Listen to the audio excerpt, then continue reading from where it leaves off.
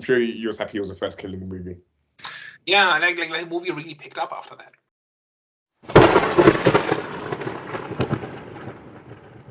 Hello, everyone. Welcome back. We are back. The Eye of the Storm podcast. I'm here with the boys, Daniel and Javi. Yo. Hi. All right, guys. Before we get into the main discussion, best recent things you've seen. I don't mind going first. Have you seen another episode of X-Men 97? No, I actually haven't. Do you know what? I've got this current issue at the moment where I've started too many different shows and I'm not finishing any of them. So I haven't finished Three Body Problem, not finished X-Men 97. What else did I start? I started another show. Shogun. I haven't finished Shogun either. But I thought it'd be a good idea to check out the Fallout series because everyone was like talking about it and hyping it up. And I've watched the first 2 episodes of it and I can say they have done their job. As someone that hasn't played the Fallout games whatsoever, I watched 2 episodes and I was like, I'm going to go download that game on PlayStation and give it a try. Granted, the game's from like 2015 and it's old as hell and I do not want to play it more than the kind of 20 minutes I've invested in it, but it did what it needed to do to kind of get me interested in the game first and foremost, to go and sort of kind of check it out and like see a little bit more about it. I mean, quick impressions, I feel like the kind of like the premise of it is like super cool, where you've got sort of a nuclear war that's gone off, and then you've got these people that have lived in the vaults for like a couple of 100 years, and then you've got people that have had to survive on the surface, and you've got like the conflict between the sort of the two. I feel like the main character, the woman, she's very interesting. I felt like the guy as well, it's quite cool as well. I like the twist that they had of the ghoul. He's like the character that we see at the start of episode 1, and he's like survived, and I'm quite interested to see how they explain that in the rest of the episodes, if I do watch the rest of the episodes. But I don't know, the whole idea of it is just like kind of cool, quirky, and fun. That's all I'll say about it. I saw it 2 weeks ago, maybe when it first came out.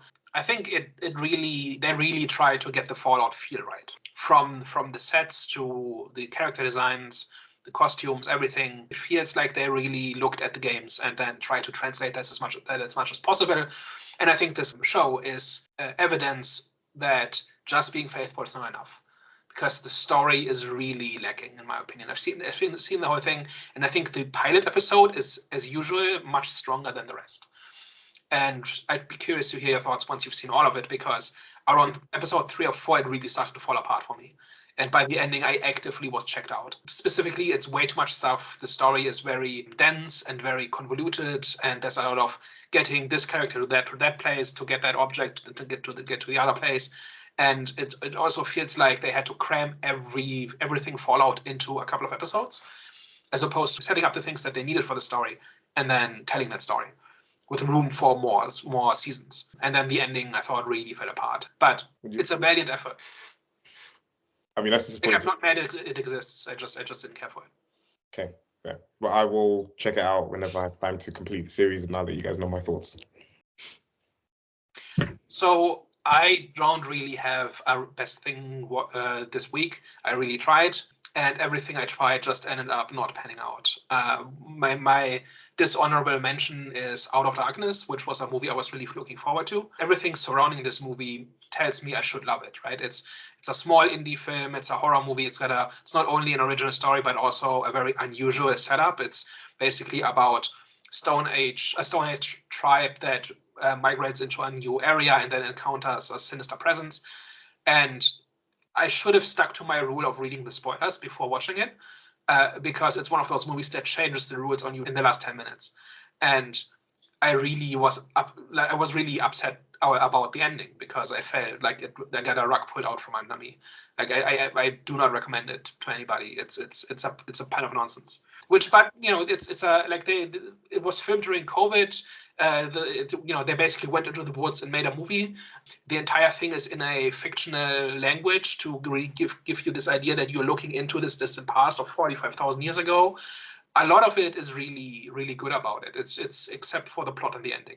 So that one, I bet everything on that this week, and it let me down. I've actually tried to watch that. I think I was like 20 minutes in, but I just wasn't in the mood. So you might have just saved me an hour and a bit. So yeah. Thank you. I watched something, but I just can't remember. I know for a fact I've started rewatching Van Helsing, because that's how you know there's not much to watch. But yeah, I started 2004. The series. Hugh Jackman movie? No, the series. I haven't actually seen the movie. Oh, okay. I haven't actually seen the movie. Is the movie good? It's very early 2000s action nonsense, but it's good fun. Okay, cool. But now I'm rewatching the series. Yeah, man, it's fun for whoever hasn't seen it. If you love post-apocalyptic if you love post-apocalyptic stuff, and if you love vampires, it's a good mix, man. Is it about like Van Helsing's daughter or something who gets thawed out in the apocalypse or something like that?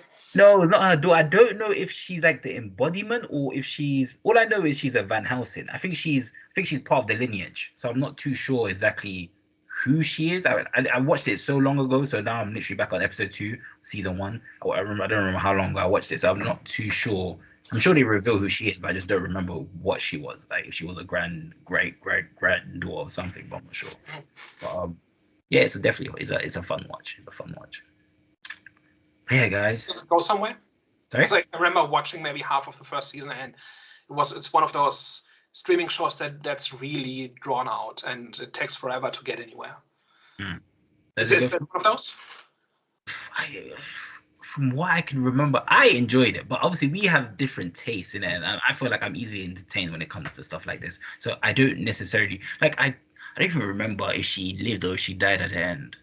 I'm not too sure because like I said, I watched this a long time ago, so I don't fully remember if she even lived or died at the end. But it was. The story does go somewhere. It kind of does get a bit cuckoo when I remember that she has like 2 daughters. I don't know how they were her daughters. I don't know if they were some sort of science experiments, but one was black and one was Mexican. Obviously, Vanessa's wife. I was like, okay, this is a bit crazy. So yeah, it goes a bit cuckoo, but I just don't. Yeah, I don't fully remember if it's one of those ones where it just kind of like stretches out, and if it's just like a if it's one of the like pretty much a story which you wouldn't like. I'm not too sure. I would have to continue watching and let you know how season 1 goes. Okay. Cool. Well, speaking of vampires. Yeah. Main event time. Abigail. I would say Abigail was it's definitely a popcorn film. It's got a slight comedic feel to it, which was good because it wasn't overdone when it comes to the quirky one-liners, the quirky funny liners. It was good. I felt like those little it was executed quite well. Just the humor in it. It's got like the whole slight twist when it comes to the not slight twist. I say its own source, which is not really its own source because this has been done a few times, which I just can't remember which films, but when I'm saying the twist, I'm talking about the actual storyline, the plot. But yeah, overall, it was fun. It was a fun experience. I don't think there's much to say about this film. It's definitely not going to win any awards, in my opinion. But it was just one of those movies which would be a good date night film. It was a good watch. I don't think there was nothing out there ordinary, anything that kind of caught my surprise. Action scenes were all right. I think the child actress, she did a really good job playing the vampire. Screenplay was all right. It was an all right film. Yeah, or yeah, I'm done. I don't think there's much to say when it comes to Abigail. I don't think there's much. Yeah, I don't think there was. Yeah, sorry. There's not really much to say besides it was a fun film. This might be a shock, but this is actually one of my favorite films of the year so far. Seriously, this is actually one of my favorite films. Dennis nodding. It looks like he agrees too. I'm very glad that I knew nothing about this. Well, I knew very little about the movie kind of going into it. So the way it played out was really cool for me, interesting. Did you know she was a vampire? You know what? I think I saw something about vampires somewhere, but I didn't know that it was. Okay. I wasn't 100% sure that it was. So it was a genuine reveal for you. Yeah, it was. I believe so, unless someone mentioned it last week. But I believe it was a genuine reveal because I hadn't watched any trailers, and if it wasn't for doing this, I probably would have skipped this movie and wouldn't have watched this movie because, going off of just impressions of not knowing about it being Abigail, it sounded like a bit of a horror movie or something like that. And when I saw the 18+ at the start of the movie, I was very concerned. I was like, I'm probably gonna it's gonna be a bit too hardcore for me. But no, this was super cool. Like, I mean, they kept the story like simple enough. Like, they didn't like overdo it with the story. I felt like it was like really funny. I felt like there was like a lot of like good comedy in it. You know, a lot of like all of the characters were like really cool, really engaging. Like, you know, it was just like I don't know. It was just good. There was like a point in the movie where it got completely wacky towards the end, and I was like just so on board with the ride. It was just so much. It was just so much fun, man. There was like slight bit towards the end that I didn't completely like gel with. But I mean, I think overall I don't have too many complaints. This is just good fun at the movies, man. This was like entertaining, funny, really intriguing to start off with. I felt like, you know, they did a good job of like introducing us to sort of the characters as well. And I will say as well, just kind of like finish up on my point, the young actor, she was also in Matilda. This young girl is a very good actor. She's a star in the making because she's going to be very good moving forward. The new one, yeah, she's Matilda in the new one, yeah. Of course, the new one. Like everything that I've seen her in so far, like she's completely killed it. So I'm I said the new one, as if she was gonna be in the original one, yeah. No. But yeah, no, that's my take on it. It was good fun. I really enjoyed this movie. I'm actually intrigued now to see what Daniel was gonna say, because your opinion actually was very surprising. And the way that Daniel's nodded, I'm actually gonna be very shocked. Sorry, that the floor is yours. So I'm kind of in between the two of you. So I think this movie is a very mixed bag. So first of all, it is a lot of fun. The action is really engaging and creative and fun. Problem is, there's about 5 minutes of it. Like the points where Abigail really goes nuts is very short, right? And I don't know that the entire movie should have been that, but it was a very small part of the movie. I do like that it treats vampires as predators and as social predators, which is something that has been in short supply since before Twilight. And that's my favorite version of vampires. I want them to be controlling and creepy and in control and constantly manipulating people. And that's what Abigail does here. I hated most of the characters. Like they were like, especially the banter at the start was way too annoying, and I really hated like that 15-20 minute bit at the start where they're waiting for the action to start. But a lot that comes after that is really enjoyable. And once we focus more on specific characters, it really picks up a lot. But a lot of the characters really dragged down the movie for me.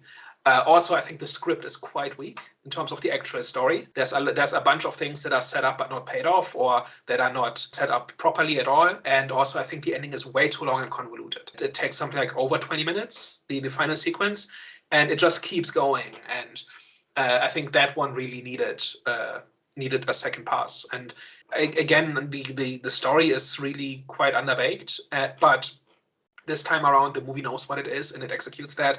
And the good parts are really good. Like every time Abigail did her thing, I was really on board. And that was enough for me to make the movie enjoyable for me. I'm quite interested about when you were saying about like when they were kind of doing the initial banter and setting up the characters. I thought that was like well done, because we don't really need the deep dive on the characters. So just like a quick summary, just to do a quick get to know and have like a bit of an understanding of each of the characters and what they are. I felt like that was just like good enough, just kind of. They're all jerks, and I hated all of them. But they kidnapped the little girl. Of course, they're all jerks. Right, but like they could be professional criminals, right? And I like that they all had their problems, and that those, and actually in the plot the problems actually matter, right? And yeah, especially for Frank and Joey, those problems really mattered in the end. I think for Frank especially, because his whole sequence in the end is a reflection of his big flaw that is revealed in that psychoanalysis scene, right? Like that he can't resist power, that he always goes for maximum gain, and it ends up hurting him, and all of those things are really foreshadowed, and that is exactly what gets him killed at the end. Mm-hmm. Right? So that was one part I really liked, but for other characters, not so much. And I think there's a way to do this without making all of them annoying. Especially Dean was just the worst. And not in a good way. What was Dean? The Eminem? The driver. Yeah. Driver, yeah. He was. I mean, back to the point where I didn't understand why he was still alive, right? Yeah. Like somebody with that attitude, doesn't that get you killed on your first or second job when you do this, right? Yeah. They did make him look really bad at his job, because if you're on a stakeout, or you're not on a stakeout, but you're like on a job, and you're in the car, you're in the getaway car, and everything's quiet, you probably shouldn't turn on the music and start playing music out loud or anything like that. And especially, and even after when they've like kidnapped Abigail, and they're getting away, and he decides to be like, oh, you sort of know, kind of brace yourself, I'm about to like drive faster, or whatever he says in it, just indicating that he's about to like kind of like speed up or whatever like that. I don't feel that was necessary because it didn't feel like they were being chased or anything like that. They probably could have just like quite casually got away. So I feel like that aspect of it, yeah, probably he was my least favorite character, to be honest. Yeah, but I think he was the worst, but also like every time those characters interacted, especially in the mansion, but also at the stakeout and everything, it's like I understand, like I kept waiting for a reason for why that is, right? Like did Abigail pick them deliberately to make them easy targets or something? And the whole thing about there being a fully stocked bar, like it didn't matter that half of them were drunk, right? Yeah. Like for example, right? Like that should have mattered in the plot a little bit, and it should have gotten those characters killed or something, right? So a lot of it is really quite frustrating because it either doesn't set up where it needs to set up, or it sets stuff up and then doesn't pay them off. Like the thing about the bar I just mentioned, right? Like they're outright, like several of them are outright drunk, and it doesn't matter to the plot, and it should. I don't know. To be fair, I think I completely looked past it. I do remember like thinking that they were probably getting a bit too drunk, but I don't think I cared that it didn't lead anywhere because I was just having. The movie spends like 20 minutes on that. Like, and it spends a lot of time just showing them getting drunk and the consequences of them being drunk, and then you would think that is setting them up for a situation in which that matters, and it doesn't.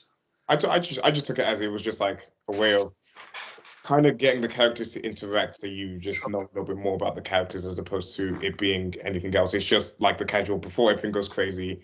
Here's a little bit of them like just interacting with each other, and you're getting to know them a little bit more. Yeah. I'm surprised. I actually liked the character interaction and as well, yeah. You know, with his character, what's his name, Dean? Dean, yeah, the driver. I'm surprised that even though I actually enjoyed his character, I enjoyed his character, but I'm surprised that they actually kept that I'm surprised that they kept that character for that actor, because he plays pretty much the same role in Euphoria. Like he's very slow and very like, you know, dopey, just, you know. And he's pretty much on drugs in Euphoria. But yeah, so I'm surprised that they actually kept that character for him in terms of like, you know, the whole characteristics and stuff. But It's not being wrong or not working. It's more that I don't like characters like that. So having to watch them for half an hour is not fun. Okay, I get what you're. I'm sure you was happy he was the first kill in the movie. Yeah, like the movie really picked up after that. How did you feel about the kills? A lot of fun.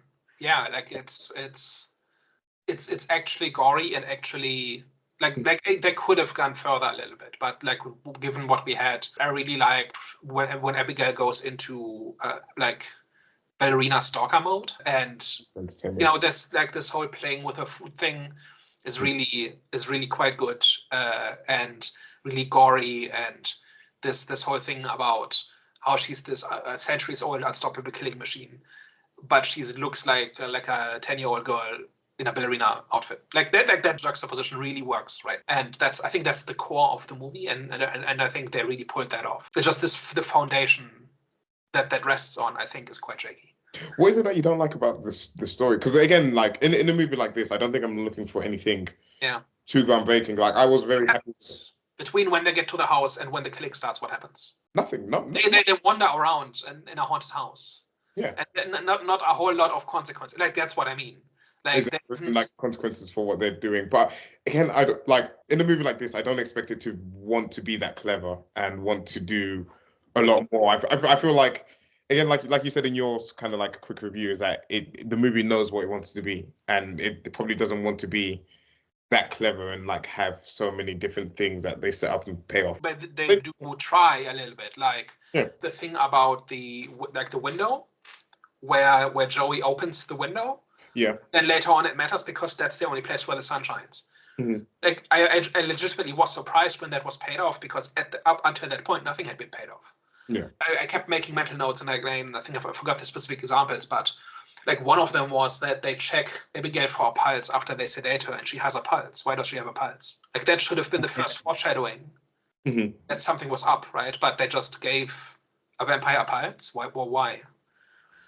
Like this was just like a small detail that felt, because so here's the thing, right? It's not so much that they did vampire lore incorrectly. Like I think I like their version of vampires a lot. Like they're really monstrous and they're really cruel and really bloody, and that's the version of vampires I like. I'm just saying, you go out of your way to show that the character that you know, that the audience knows at that point is a vampire, has a pulse, which is the one thing a vampire shouldn't have. Then why? But that feels like something that will matter later on, but it doesn't. Like, and they do it again later on. The second time that they sedate her, they take her pulse again, and they say, okay, we know the sedative worked because her pulse is shallow. Yeah. But it feels like something that should mean something, but it doesn't. Fair. I don't know like vampire lore too much, so they're dead. They don't have a pulse. Yeah, that's what I'm gonna say. They shouldn't have pulses. So right, exactly. Like they should have found no pulse and said, oh shit, did we kill the girl? Yeah. What now? And then they will, let's figure it out later, and then she wakes up or something, right? But that should be the first sign that something is wrong. Yeah. That something is not the way they think. I feel like that was probably done conveniently for the whole like sedation thing, in terms of like how do you stop an unstoppable vampire that's got like a crazy bloodlust. I feel like it was like a writer's like kind of device to try and deal with that situation. So I agree with you that they probably handled that wrong. I know that they did try to dispel some of the kind of like some of the preconceptions of like vampires about like the whole garlic stuff like that, even though that was a flipping hilarious scene as well. I did like the onion joke. Yeah, but and then okay, so I like the onion joke, right? So they go look for weapons, and Sammy goes to the kitchen to find garlic, and she brings back onions. Yeah. And because she's a rich, spoiled kid, she doesn't realize it.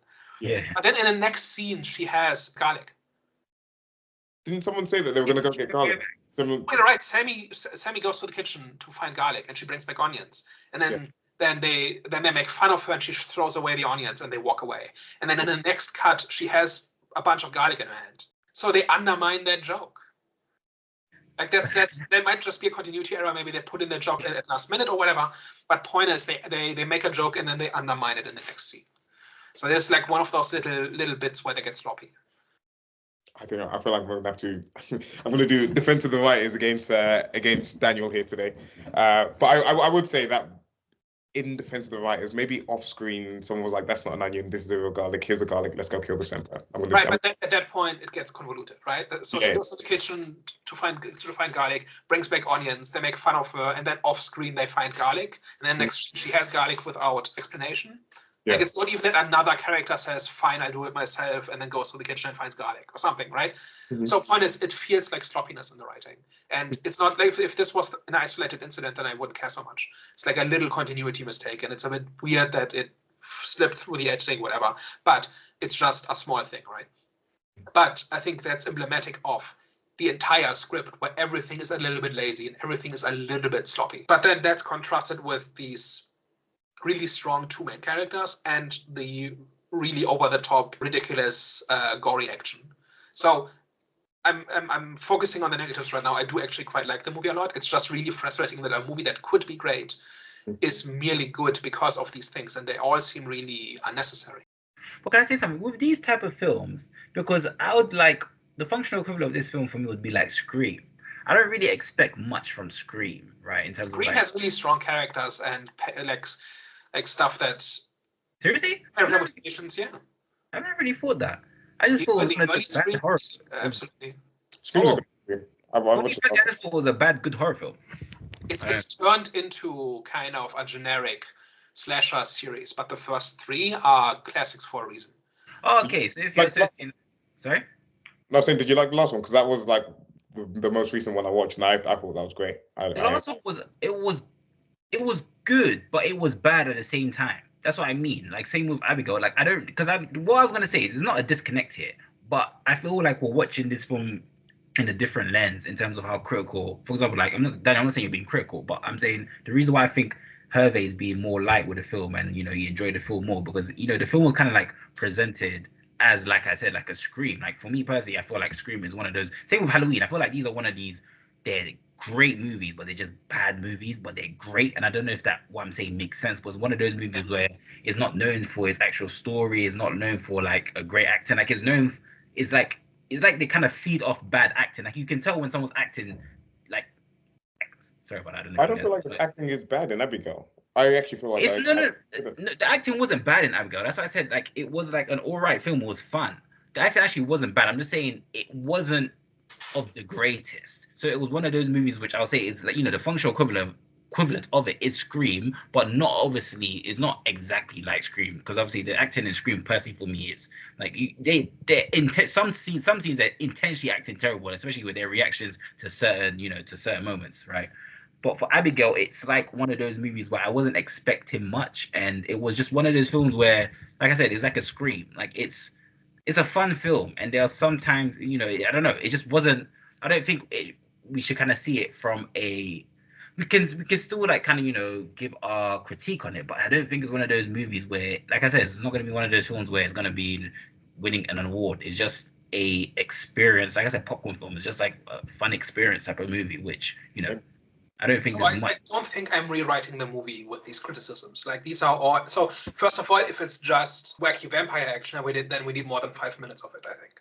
Mm-hmm. I think if that's the standard, then it should have simply have been the kidnapping, get to the mansion, realize something is wrong, and then Abigail starts going nuts. And that could have been the movie.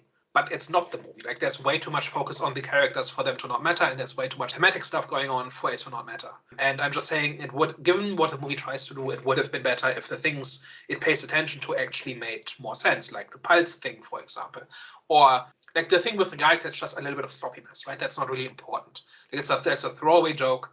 It just would have been better if it hadn't been undermined in the next scene. The movie does try to be a little bit more than vampire killing people, but it doesn't. It does some of these things quite well and others not so much. And as I was watching, it was like a pendulum. Like I was sitting on a giant pendulum, and some moments I really hated and some moments I really loved, and it kept going back and forth the entire movie. And I think most of those things were really unnecessary and could have been avoidable if a little bit more care would have been paid to the story. What were the moments that we really loved? Highlight moments. I was gonna say I did love when Joey was speaking to Abigail, like when they were like in the bed initially, and then she like plays like as an innocent, like scared little girl or whatever, and then the very last thing she says to her was like something about her dad. I can't remember the exact line, but she says something that hints towards her dad or whatever.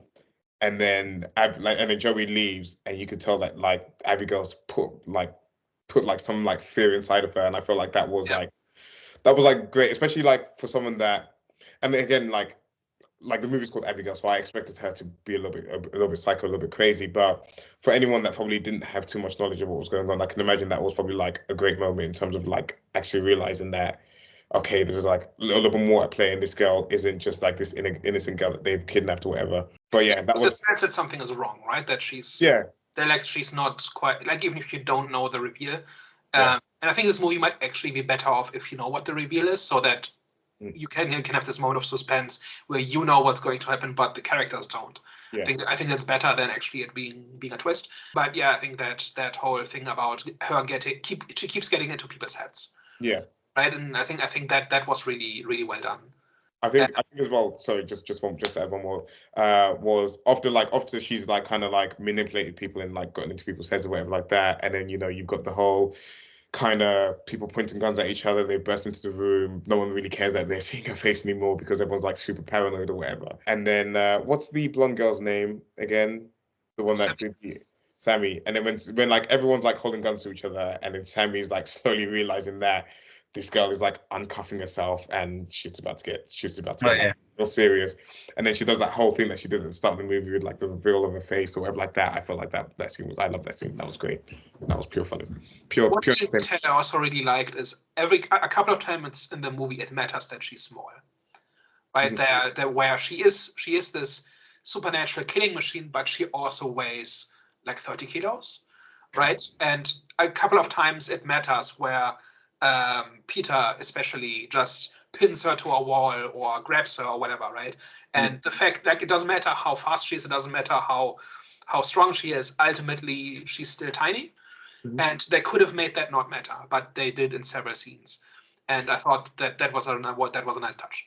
I was confused about her like power levels because was it like a scene where like what's the big brute guy called? That's Peter. Peter, yeah, like you said, like yeah, he like pinned her to the wall.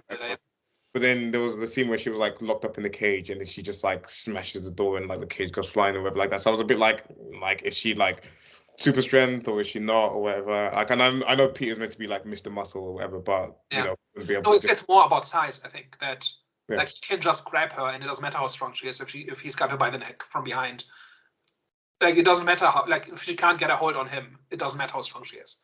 Yeah. Like that was nice. Like it wasn't like a CGI ragdoll basically. Like all the fights involving her, and people who are twice her size, I think were really well done. Yeah.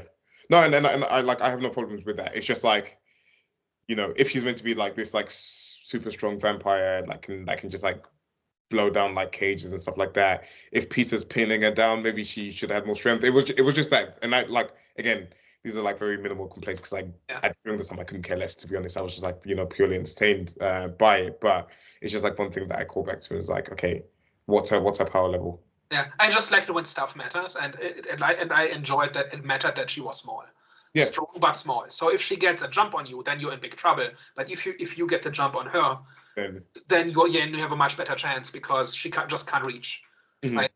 And that was nice. That's just what I'm saying. Yeah, no, I wasn't disagreeing with you. I was just like in a separate point.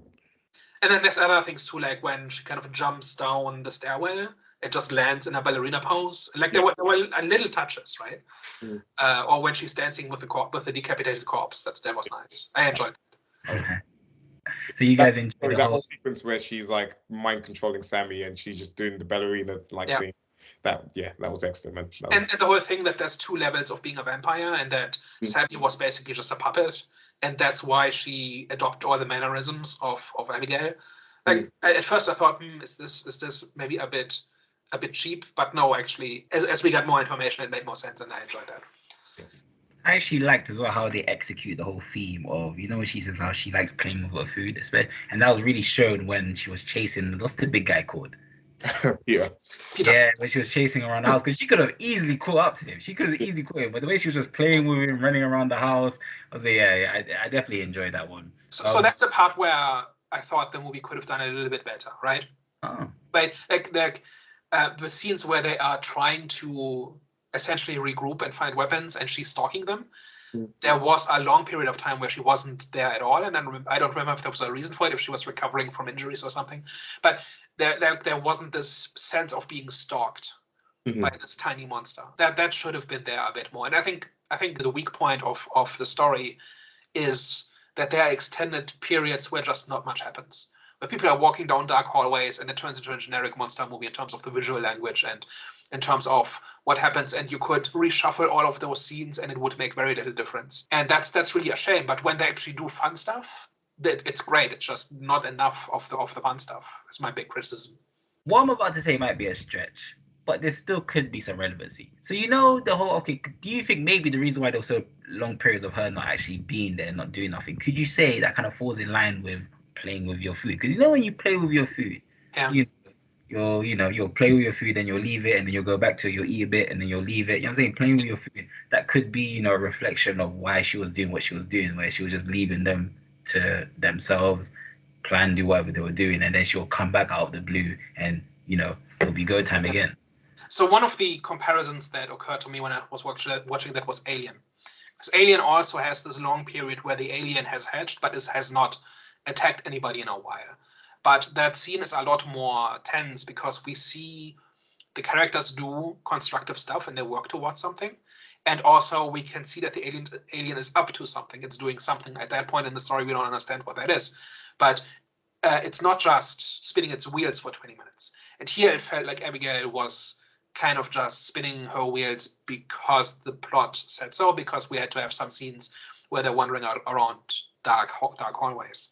And I think if there had been more of a logical progression where basically she's toying with them and she's stalking them, but she's deliberately giving them space to freak them out, and then every once in a while she pounces on somebody. That I think that entire sequence could have been much stronger, and it was basically replaced by generic haunted house stuff. I see. Well, what I disliked about the movie. Which one? What I disliked about the ending of the movie. Which one? Abigail. Oh, right. Okay. Yeah. Oh, it was about aliens. I thought you were comparing it to some other movie. Okay. Oh, so no. so the ending. Yeah. What about it? The ending again. I think you probably summed it up well, and I probably didn't feel. Probably didn't like think it at the time, but like you said, it just seemed a bit too long and too like overdrawn. And I do like what they did with Frank's character, but at the same time, I didn't also like it. It's really weird. I liked it, but I didn't like it in the sense that like you mentioned here is that like they foreshadowed him and like sort of all of his desires and this, that, and the other, and that kind of came out to be in sort of in the end scene. But I don't know. It just felt like. I don't know. It's actually really hard to articulate why I didn't like the ending, but there was just some. This is really gonna bug me because, like, I didn't enjoy it, but I can't explain why I didn't enjoy it. I just didn't. I've several reasons for why I didn't Yeah. the ending as much. Well, it's not like it was terrible, but it in several places could have been much better with very little effort. Yeah. So maybe I can go through my reasons and then maybe you can see if you agree with them. Yeah. Can I? One thing I didn't like was Giancarlo Esposito's character. I can't remember what he was called. But he was like obviously in the control room, and it seemed like he had like cameras everywhere, and he was like kind of like overseeing everything and this and the other. I feel like what they could have done better is they could have had this idea of like the haunted house kind of helping them, where like because it feels like he kind of comes out of nowhere in towards the end of it. It feels like they're looking for a way out, and then it's just convenient. Like he opens a way, he offers them this like particular deal, and then sort of because he's trying to get out of his contract or whatever. But it could have been a situation where maybe he's seen that, okay, this group, this batch of people that he's brought to her to be killed has something a little bit different where they may be able to actually kill her. So he realizes this and sees the opportunity where he can get out of his contract, and then is maybe like doing things or like setting things up in the house to maybe like try and help them. And that even ties to the whole like her playing with her food and her haunting them or whatever. But then there might just be like something that just somehow helps him get away with it, which then is then revealed that it was him the whole time and he offers him this deal and then whatever. I feel like that could have been executed better, in my opinion. Yeah. Even though I like Giancarlo Esposito, and anytime he's on screen, we love him. Yeah, like he does this whole smarmy exposition thing very well.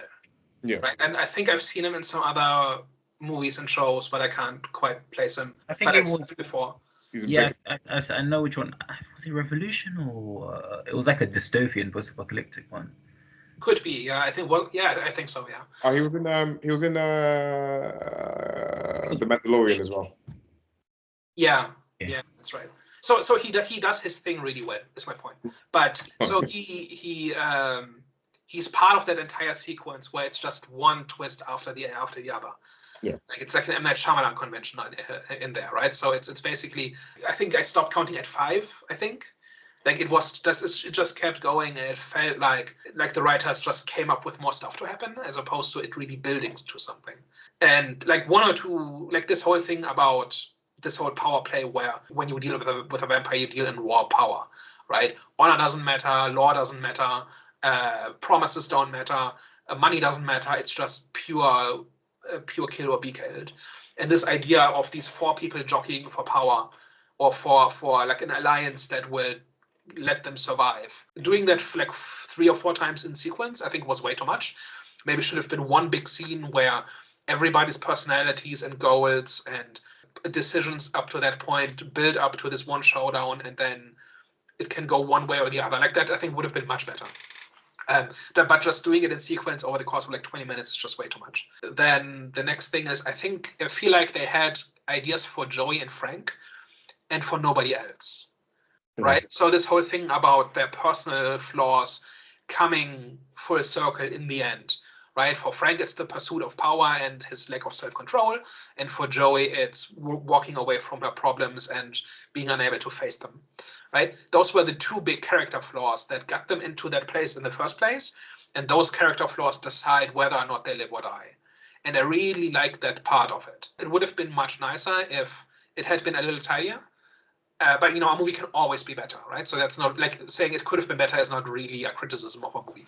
But I think a movie would have been much stronger if every character had that, and if what got them actually killed was that character flaw, and that was the same character flaw that got them into that situation also decided how they exited, whether alive or dead. That would have been really nice, and that easily could have been done. And they kind of do this half-heartedly. Like I'm not making this up out of whole cloth, right?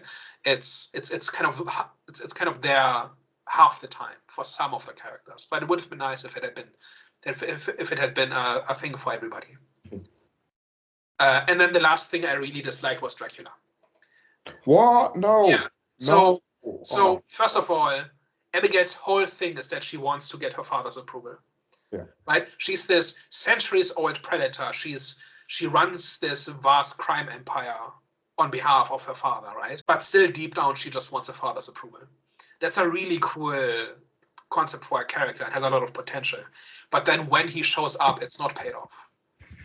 Right? She doesn't show, hey, look what I did. I killed almost all of your enemies. Aren't you proud of me? It's like they have this conversation about how he's never there or something. And this 1,000-year-old apex predator does not have a counter. He basically becomes the deadbeat dad for a minute. Right? And that was really underwhelming. So I was really when I had heard that Dracula shows up in the end. So I was looking forward to it, and I wanted to see the interaction between him and Abigail. And I thought what delivered was really fell short of potential and was really weak. There should have been this sudden shift in power where Abigail was in absolute control even while she was in a cage up to that point. And then when Dracula shows up, suddenly she's the little girl again. That's what it should have been. And I don't think and that's also the obvious thing to do, but I don't think what they gave us was any better. I don't think I had the expectation on that particular scene because I enjoyed it more. I just loved the way that he strolled through, was like menacing, was like very like cold towards like Joey's character. I felt like the actor like delivered a good performance. And then he started talking. On that spot. And then he started talking. To be honest, I actually really like you explained it there. I actually couldn't remember like too much of the specifics of the conversation. It's really weak, I thought. Like yeah. It's like a sitcom, and he's the deadbeat dad who never takes his kid to the ball game. Like it's stupid. Yeah. Like these two characters should operate on a higher level. While still having that vulnerability of trying to get, your parents' approval. Yeah. Like that's what it should have been, and it wasn't. Probably. Again, I don't think I was looking for that. I think constantly talks about wanting to make her father proud. Yeah. Right. And this entire thing is built around this elaborate setup to get six enemies of her father into a room and then killing them one by one in gruesome ways. And why is she not proud of her work? Why doesn't she brag to her father, and why isn't she disappointed when he doesn't give her the acknowledgement that she wants? Like all of those things are set up. Like I'm not making those up out of whole cloth, right? I'm not bringing them into. That's not something externally I bring into the movie. This is in the movie, and she explains why she does things. And then when she actually meets her father, it's not paid off. But could you say it's because of the interaction that she had with what's the other actress name? Who? Sorry. Joy. Yeah. Could you say obviously that had influence, especially when it was talking about. I thought they were going to make her the mother figure because they had that like one particular like statue whatever in the back of like I don't know whether it was like a mother and like the daughter or if it was the father and the daughter or whatever like that. But they showed. Sorry. It was Dracula and Abigail. Okay, it was Dracula and Abigail. But they had like this whole like thing in the background, and that probably like foreshadows more to what you were saying, Daniel, about like this interaction and obviously like everything that she was doing for her father and like wanting that approval or whatever. But it seemed like a good setup of like you got this like woman who's like kind of walked away from her sons and like abandoned, and you got like this kid that is seeking for like their parents' approval or whatever like that. So I thought that they would end up like her being a mother figure to her somehow or whatever. But is she? Did she get bitten? Did she get bitten? Because I thought that she was intended to a vampire. I can't remember if she actually got bitten or not. I'm sure he bit him. Yeah, she did. I'm sure he bit her. She did. He did. Yeah, he did bite her. So I'm sure she eventually turns into a vampire. But I thought that they were going to go that route, and that was. But she doesn't turn at that moment, right? No, she doesn't turn instantly. No. Because the guy ends up dying. And he also doesn't. He makes her into into like the servant vampire, right? He doesn't feed her blood because Sorry? he doesn't want to share. So Frank doesn't turn Joey into a full-blown vampire, right? No. He doesn't feed her blood. So he wants to make her his servant. Yeah. Like how Sammy was to Abigail. Yeah. So when she was saying about you don't know all, like, you don't know everything about being a vampire. You've only been a vampire for like however many minutes, so you don't know how to do like the different tricks and this and the other. Would that mean then, if he's bitten her, that she wouldn't turn into a vampire because he wouldn't know how to do it? I was a little bit confused as to whether she will eventually turn into a vampire or whether she wouldn't. I don't remember exactly what prompted that statement from her. And first of all, I like that line quite a bit because it really showed that there was more. Like she's been doing this for centuries. Yeah. Right? So she knows a trick or two, and there's substance to what she does, right? And I like that. I don't remember exactly. Like he makes some kind of mistake, or estimates her, or something. He was trying to turn Joey into his little puppet vampire, basically, and then she turns and tries to stab him. And then that's when she says a line of like, "Oh, you've only been doing this for however long? Like, you don't know all the tricks, basically, of like how to do it." I think that's it takes a few hundred years to figure the cool shit out. I think basically, something like that. Yeah, it's way better than what I was just saying there. Yeah. So that was like this kind of subcontext behind it. So with that, because then she walks away, and you don't like. I mean, she drives away in it's daytime. Like, does she turn into a vampire? Well, that's another thing. It's evening at that point. It's already past, or it's the sun has just set or something. Yeah. So that entire thing takes about 24 hours because in like 2 scenes earlier it's broad daylight. Yeah. So another little bit of sloppiness, right? Like because they have the sunlight that comes in through the window, and they talk about how we've only got a few hours left. We have to kind of when the clock is ticking, right? And then the entire showdown happens seemingly in real time, and then it's past sunset, because that's when Dracula shows up, right? He has to show up after the sun sets. Yeah. And then he tells her, "You don't have much time. The sun is about to set." But how did he get in? But then when she leaves the mansion, it's already dark. Yeah. So it's not tidy. It's not. They didn't pay attention to the details, which annoys me. But it's not like he kills the movie, but it's like the 7th time that's happened. So one of the other things about that is that, how do we feel about the lollipop? Like, she gets into the car, she finds a lollipop, she eats it, drives away. Doesn't that undermine her character arc? What like, was the that candy supposed was to a crush signify the entire time, right? What was the lollipop supposed to signify again? So the candy was a way of her coping with her addiction. And the addiction was symbolic of her walking away from her problems. Like, she doesn't face her problems. She always just copes from one day to the next, but she never takes responsibility and she never does anything about it. And then in the end, she has come to a place where she's starting to do that again. But then what's the significance of the candy? Is it at that point just candy? Or does it have the same symbolism as the candy did throughout the movie? But if it has the same symbolism, doesn't it undermine the character arc? It would do. I'm trying to like go through it again and try to understand why she put out candy. Because the way I understood it was that the candy is there because she's barely coping. Yeah, and wasn't there the scene where she was kind of rummaging through the empty pack of sweets because she'd run out of like sweets and stuff like that as well? Yeah. Yeah, and that's where the withdrawal kicks in. Yeah.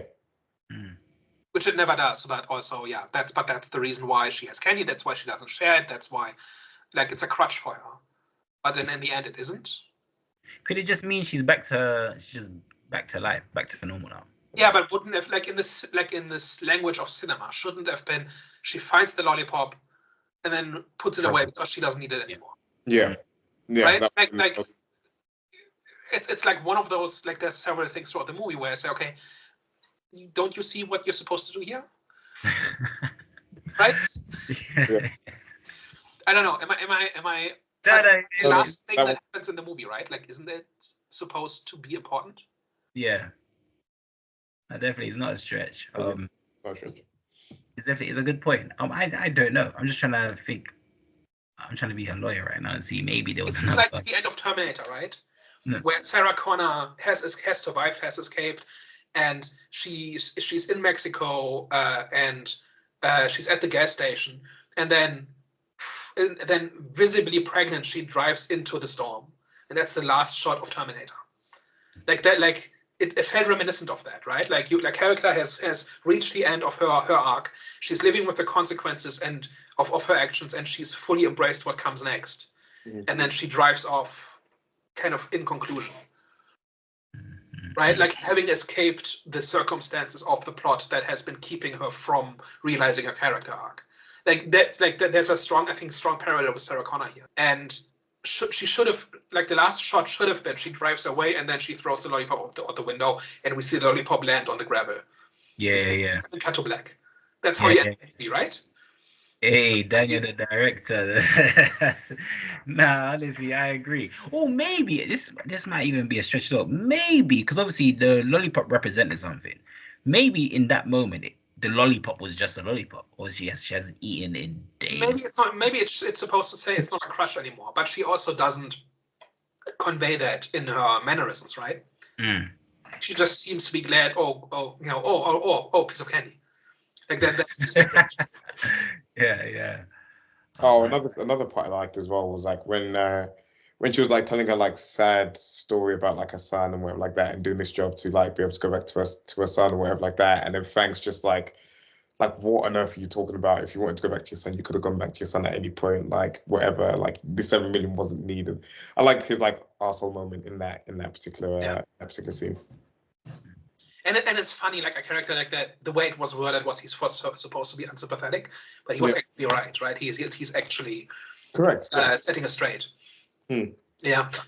How do you guys feel? Because I don't think they really went into character motivations besides Joey and I think Joey was Joe was probably the only one that actually went into when it comes to character motivations. And the others, I think they just were there for the money.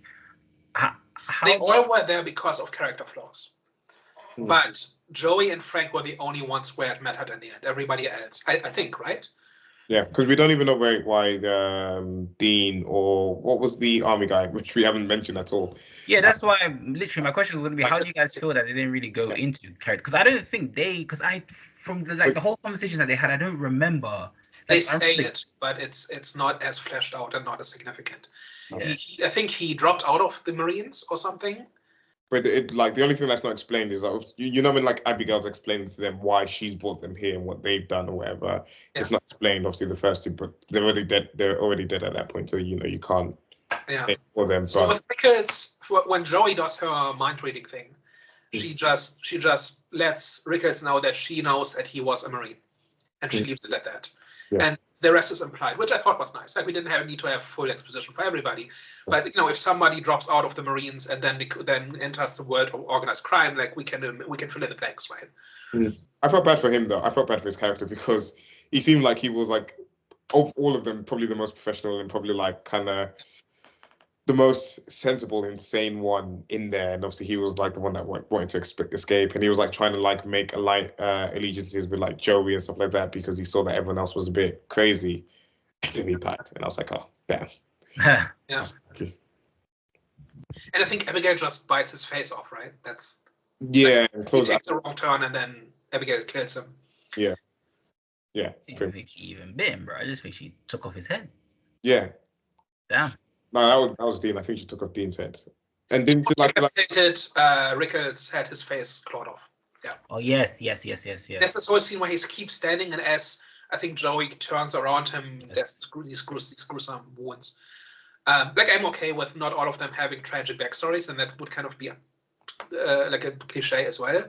I just would have liked it if the way they die or live was more informed by that flaw, and if Abigail was more adept at exploiting it. Mm-hmm. That like if you're already paying so much attention to it, then maybe make it important to your plot. Or maybe each one of them makes a crucial mistake because of the character flaw that's been established. And I don't know that they do. She could have gone full serial killer, where she has like signature, where she kills them by their own like whatever, their own flaws and weaknesses. Whoa. So interesting. Oh wait, one more question actually. Besides Abigail, were there any other characters which stood out to you?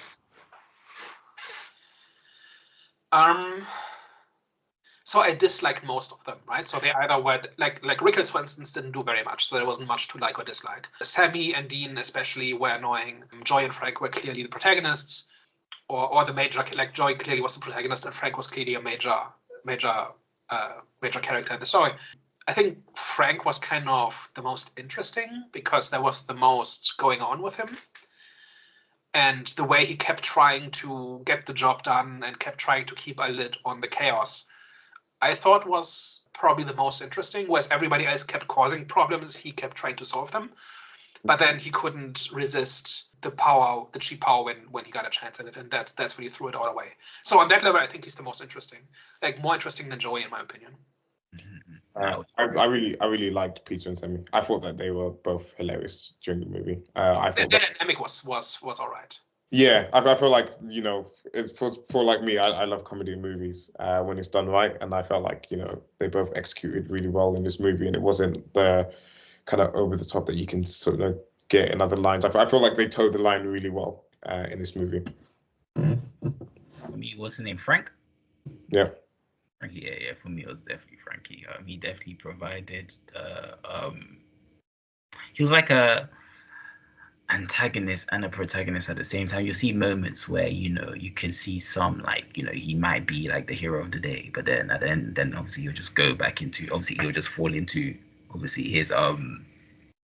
his greed, obviously wanting power and etc. So yeah, I definitely say Frank. I liked how his kind of character kind of developed and how we kind of see it unfold. So yeah, I definitely enjoyed Frank's character. I definitely, and maybe I wasn't paying attention to so much of the foreshadowing, I generally thought when he got bitten and we was turning to a vampire that he killed Giancarlo Esposito's character. I can't remember his name or whatever. And I thought he was going to be a good guy and we were going to go kill Abigail.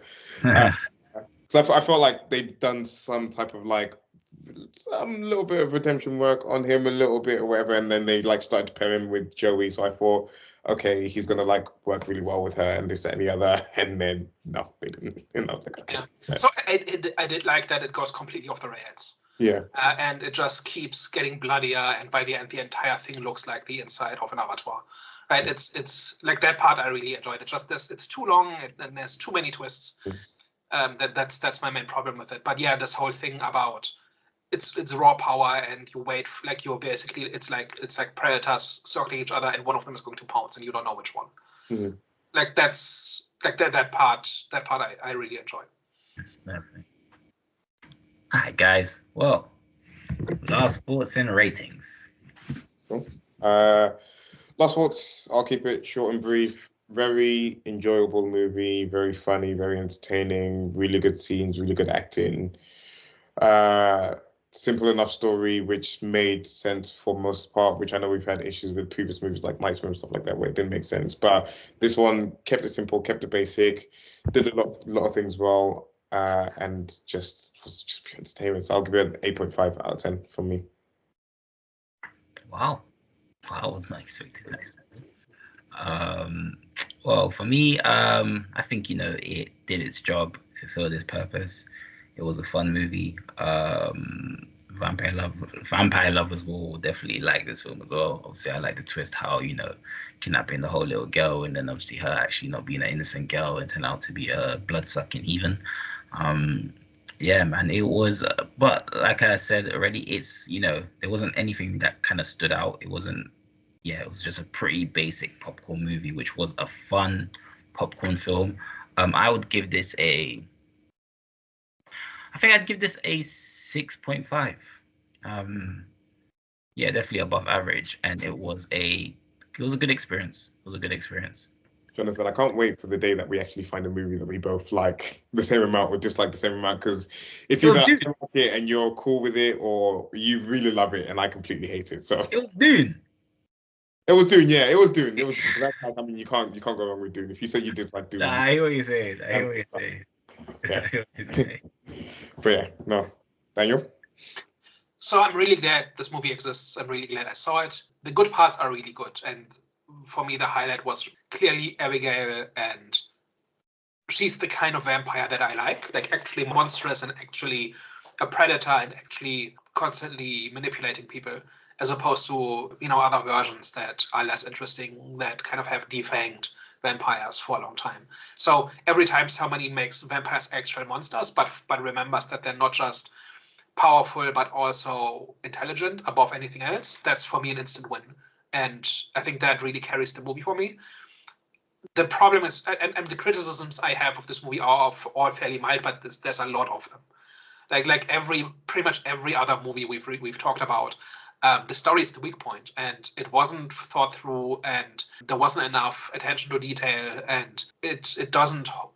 Too many parts don't hold together. Where it's too easy to poke holes in it, it's too easy to see things that contradict or that don't support each other, or that where the obvious thing is not done, but not for a good reason. Like I'm not mad at the movie for not doing the thing I wanted to do, but it's more that the thing that immediately comes to mind isn't done in many cases, but then what they offer instead isn't better in most of the cases, and that's really what holds back the movie for me. So for me overall, it's a 5 out of 8. Because I think the flaws really hamper the rewatchability. Like, in order for me to look past those flaws, there have to be a much smaller part of the movie. There has to be more crazy vampire action. There has to be more creative kills. There has to be more over-the-top violence that takes up a larger proportion of the movie in order for me to look past character and thematic stuff. Because if you're just there for the vampire murders, then the movie is 10 minutes long. And that's really my main problem with it. And it's really a shame because those 10 minutes are amazing. It's just not enough of it. So the whole thing kind of averages out to pretty good, but could have been so much better. Guys, you've heard it here first. I Have the Storm podcast. Hope you guys enjoyed today's discussion. Hervé, please. Don't forget to like, share, and subscribe. Also, let us know what you thought of Abigail. Yeah, well, guys, we will catch you next week. Au revoir. Ciao. Bye-bye.